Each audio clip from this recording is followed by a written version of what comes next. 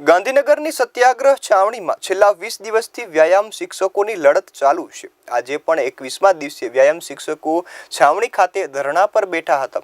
અંતે પોલીસ દ્વારા તેમની અટકાયત કરાઈ હતી। અંગ દજવતી ગરમીમાં રોજ ધરણા પર બેસી જવું એ વ્યાયામ શિક્ષકોની હિંમત અને સંકલ્પ સ્પષ્ટ રૂપે જોવા મળે છે। શિક્ષકોના જણાવ્યા મુજબ સરકારના નિર્ણયો સામે લડી રહ્યા છીએ। ન્યાય માટે અમારી લડત ચાલુ રહેશે। શિક્ષકોની મુખ્ય માંગ છે કે તેમની નોકરીઓ અને અધિકારીઓની નીતિઓમાં ફેરફાર કરવો। સરકાર દ્વારા કોઈ નિવેદન આવ્યું નથી, પણ આ વિરોધ હજુ પણ તીવ્ર છે। જ્યાં સુધી અમારી માંગણી નહીં સ્વીકારવામાં આવે ત્યાં સુધી વ્યાયામ શિક્ષકો ગાંધીનગર છોડશે નહીં। પોલીસ દ્વારા અટકાયત કરવામાં આવી છતાં પણ દરરોજ ગાંધીનગર આવી ગાંધી ચિંધિયા માર્ગે આંદોલન અને વિરોધ ચાલુ રહેશે। आज अमरो 21मो दिवस है आंदोलन।